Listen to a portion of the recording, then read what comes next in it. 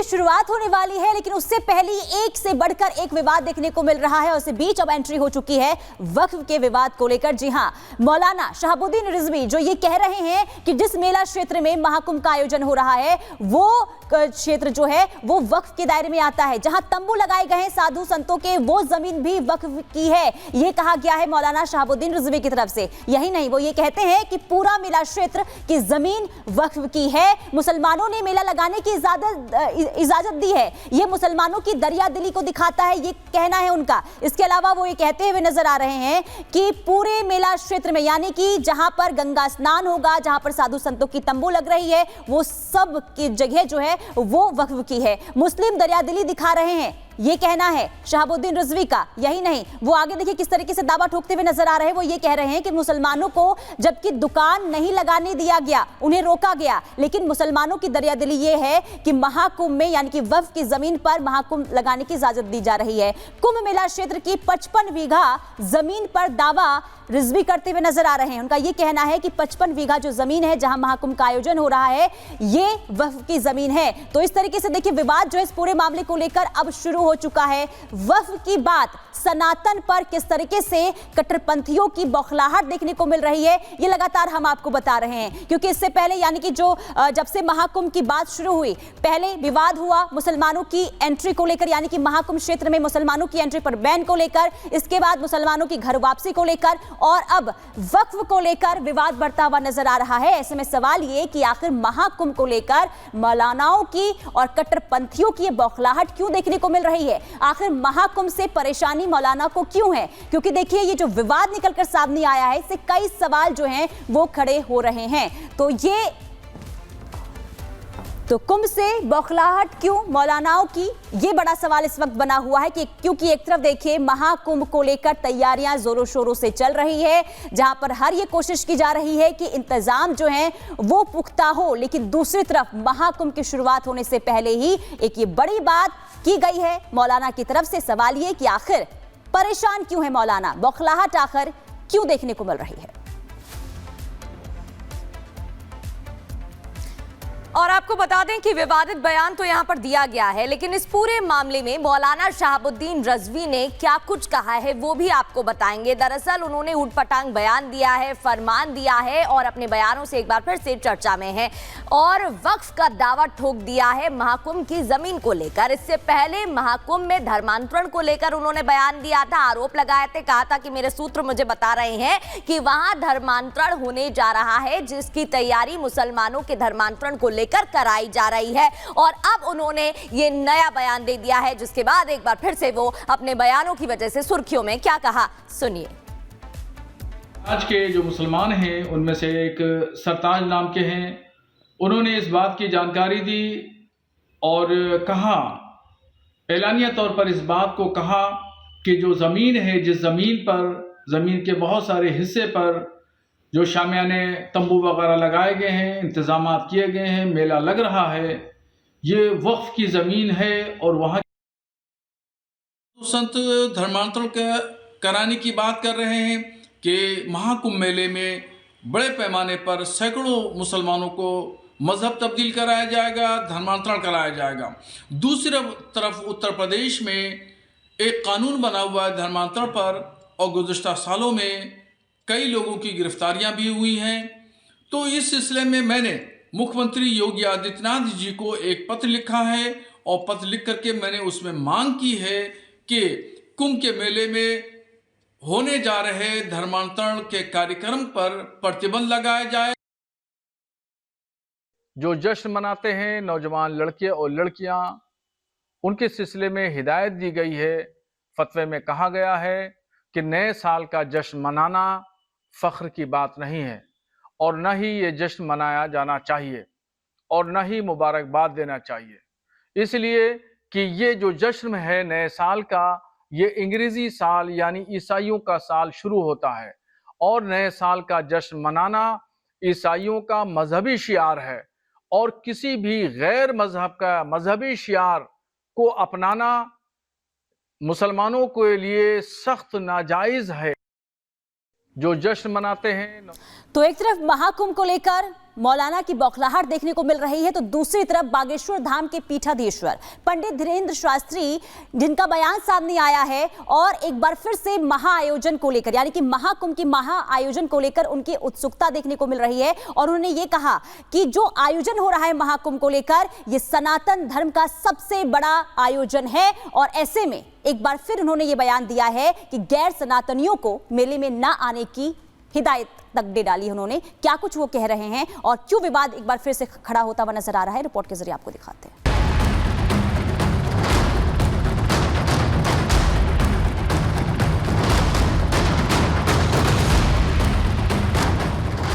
महाकुंभ के शाही स्नान में अब महज 9 दिन बाकी रह गए हैं, लेकिन महाकुंभ जहां हम शानदार सुरक्षा और उत्तम व्यवस्था को देख रहे हैं, इस महाकुंभ में बयानबाजियां भी खूब हो रही हैं। गैर सनातनियों के एंट्री को लेकर पहले ही दोनों ओर से बयानों के तीर साधे जा रहे हैं और अब इसमें नया हमला बागेश्वर धाम के पीठाधीश्वर धीरेन्द्र शास्त्री ने किया है। भारत की आस्था, सनातन संस्कृति की आस्था का सबसे बड़ा महोत्सव है, जिसे कुंभ, महाकुंभ, अर्धकुंभ, पूर्ण कुंभ के रूप में जाना जाता है। पूरे विश्व को लोगों को सनातन संस्कृति का परिचय देखना है, आस्था देखनी है। आस्था में हम लोग डुबकी कैसे लगाते हैं उसका परिचय देखना है। तो प्रयागराज 2025 के महाकुंभ में लोगों को पहुंचना चाहिए। कांड कांड करने में समर्थ है, उनको महाकुंभ में आने की जरूरत नहीं है।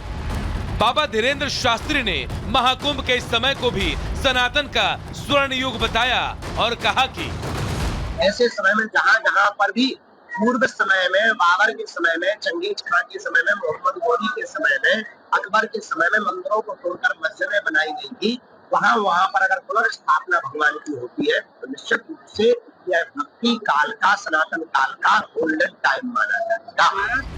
बाबा ने इस दौरान एक रहोगे नेक रहोगे का बयान भी दोहराया और उन लोगों को करारा जवाब भी दिया जो गैर सनातनी होकर महाकुंभ में आने की जिद कर रहे हैं।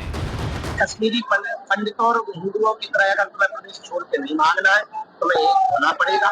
एक रहोगे, तुम अपनी कार्य के साथ सनातन संस्कृति के प्रति सजग रहो, जागो, हिंदुत्व के प्रति जागो।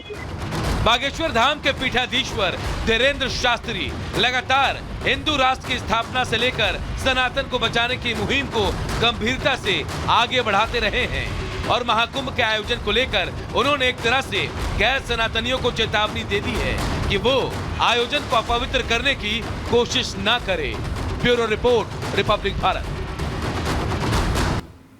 और आगे बढ़ते हुए अब बात करेंगे चंदन गुप्ता हत्याकांड की, जहां चंदन की गुनहगार विदेश से जुड़े तार।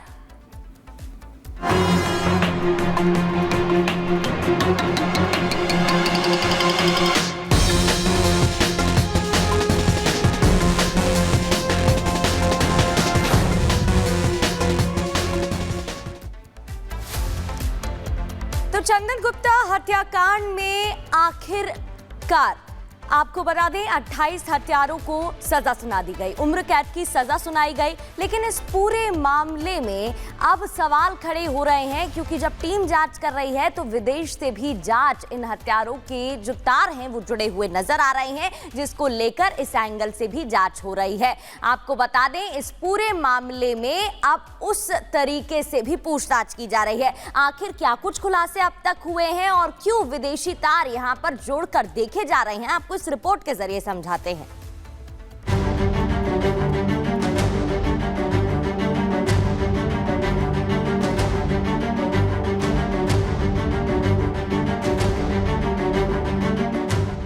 छब्बीस जनवरी 2018 कासगंज। यह वही दिन था जब तिरंगा यात्रा के दौरान एबीवीपी कार्यकर्ता चंदन गुप्ता की गोली मारकर हत्या कर दी गई थी। अब करीब 6 साल बाद चंदन को इंसाफ मिला। लखनऊ के एनआईए कोर्ट ने 2 दिन पहले यानी 3 जनवरी को 28 दोषियों को उम्र कैद की सजा सुनाई। एनआईए कोर्ट को और सभी लोगों को हम धन्यवाद देते हैं। सारे अभियुक्तों को जो है आजीवन कारावास की सजा सुनाई गई है। इस फैसले को ऐतिहासिक बताते हुए कोर्ट ने स्पष्ट किया कि यह मामला अचानक हुए झगड़े का नहीं बल्कि एक सुनियोजित साजिश का हिस्सा था। वहीं एनआईए कोर्ट के फैसले के बाद इस मामले को लेकर जो खुलासा हुआ वो बेहद चौंकाने वाला है। चंदन गुप्ता मर्डर केस में बड़ा खुलासा, विदेशी फंडिंग से लड़ा गया कासगंज दंगे का केस। 130 पेज के ऑर्डर में पाकिस्तान लंदन का जिक्र। एनआईए कोर्ट लखनऊ ने कहा जांच होनी चाहिए। जी हां, इस केस के फैसले के वक्त एनआईए कोर्ट ने जो कुछ कहा वो चौंकाने वाला है। 130 पन्नों के विस्तृत फैसले में विदेशी फंडिंग और एनजीओ के जरिए इस केस को लड़ने की बात सामने आई। लखनऊ के एनआईए कोर्ट ने शनिवार को जारी किए गए 130 पन्ने के विस्तृत आदेश में यह सामने आया। आरोपी पक्ष ने पाकिस्तान और अन्य विदेशी संगठनों की फंडिंग से जुड़े एनजीओ के माध्यम से अपना केस लड़ा। कोर्ट पर दबाव बनाने की कोशिश की गई। कोर्ट ने अपने आदेश में कहा कि ये एनजीओ न्यायिक प्रक्रिया को प्रभावित करने और समाज में सांप्रदायिकता बढ़ाने का प्रयास कर रहे हैं। इन संगठनों ने कई ऐसे अभियुक्तों को बचाने की मदद की जो आतंकवाद, नकली मुद्रा और देश विरोधी गतिविधियों में शामिल थे। एनआईए कोर्ट ने इन एनजीओ की भूमिका पर गंभीर चिंता जताई और इनके उद्देश्यों की जांच के आदेश दिए। चंदन गुप्ता के परिवार ने कोर्ट के फैसले को ऐतिहासिक बताया और कहा कि यह तिरंगे और संविधान की सम्मान की जीत है। वहीं विदेशी संगठन और एनजीओ के खुलासे पर चंदन के पिता सुशील गुप्ता ने हैरानी जताई और गृह मंत्रालय से जांच की मांग की। मैं इस बात से अचंभित था कि इतने बड़े वकील कर लेते थे ये, जो जिनकी ईयरिंग एक ईयरिंग 5-5 लाख रुपए की थी। इनकी जांच होनी चाहिए। इनको हमारी केंद्रीय सरकार जो भी है, गृह मंत्रालय वगैरह, उनकी जांच करे कि इन पर पैसा कहां से आ रहा था। चंदन गुप्ता केस में कोर्ट का खुलासा न केवल चौंकाने वाला है बल्कि ये प्रशासन और न्यायपालिका के लिए एक चेतावनी भी है। अगर इस मामले की जांच कर कार्रवाई नहीं हुई तो आने वाले समय में कई चंदन गुप्ता यूं ही कुर्बान होते रहेंगे। Bureau report, Republic Bharat.